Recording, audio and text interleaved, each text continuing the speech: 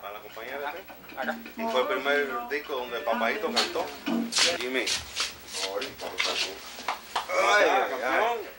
So early to...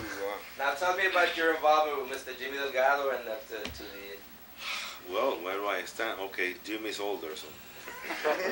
Jimmy used to be little Jimmy, and to me he'd always be a little Jimmy. Not because he's little, but because he was one of the kids that was upcoming and looking at the bands in those days, and now he's Mr. Jimmy Delgado, and I'm very proud of him, and we play together and with the Timbaleros band, and hopefully a lot of other projects.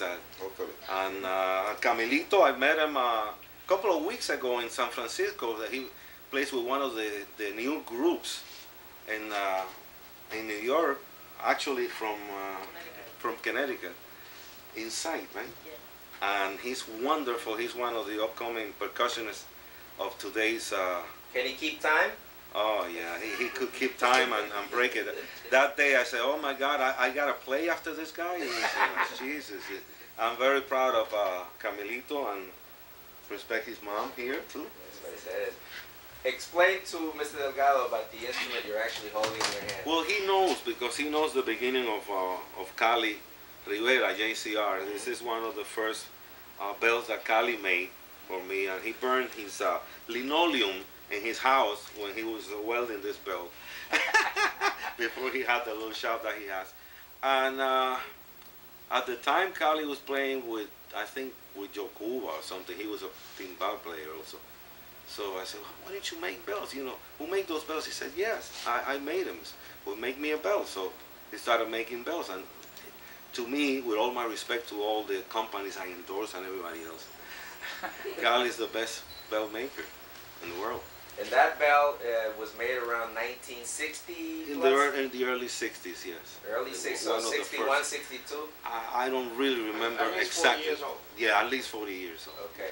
And this is a unique one because the mold, there's only the one used for that? The mold is a little crooked, so you can see the bell has a... And one was made in New York and the other one? No, he made two bells. One was for me, and the other one he made for this guy, Manfredo, that played with Fajardo after I left Fajardo.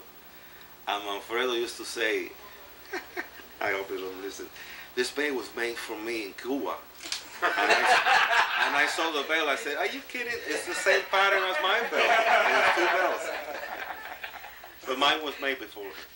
You've had that for since the 60s, and you've recorded with that. How many? Oh yeah. How many? At least 80, 90s, close to 100 CDs or records. You know, records, plastic, black things with a whole. Nobody remembers, but records. If you ever heard that bell being played, would you recognize its voice? It could. You know, even though through EQ sometimes it changes a little bit. Yeah. But I remember, like the tone, it has like a, kind of like I was trying to get that sound like from Orquesta Sensación, all kind of like bells for the danzones. Like I said, my background is the charanga, the danzón and that. And we have, a few of us, incorporated that sound and that technique into the conjunto and the orchestra here. And that is part of what today is called salsa or whatever. That There's even a museum for the word. Yeah, because before in a conjunto or an orchestra, when you have brass, you play like casca and you play mambo bell. But we were already playing charanga with a conjunto. I think that was developed more in New York.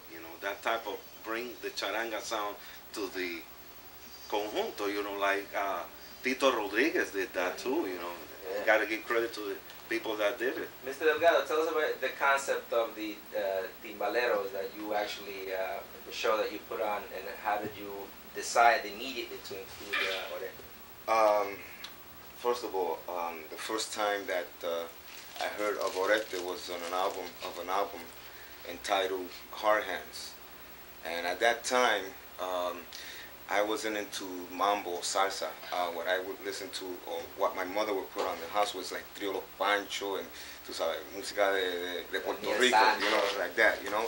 So my cousins, who were living at the time at 111th Street, they had this record, and it was Hard Hands. And all of a sudden, I heard these timbales, I heard the congas. I said, wow, I thought that was so hip, you know. And they used to, every time I would go to their house, I would tell them to put on that LP. And one number, que se llama Avilla, that features Oreste. That, you know, I think I heard that about, gosh, that number, I would say about 3 million times. Yeah. So, and then back in '72, I went on a field trip with the school band. I was involved with the school music program.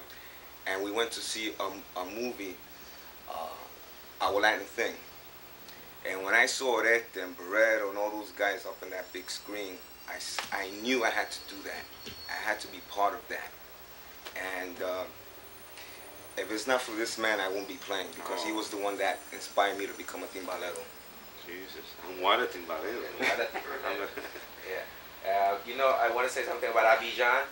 Chocolate Tormenteros has been around the world 45 times. His talent has taken him around the world 45. And he counts by every time he goes past Abidjan.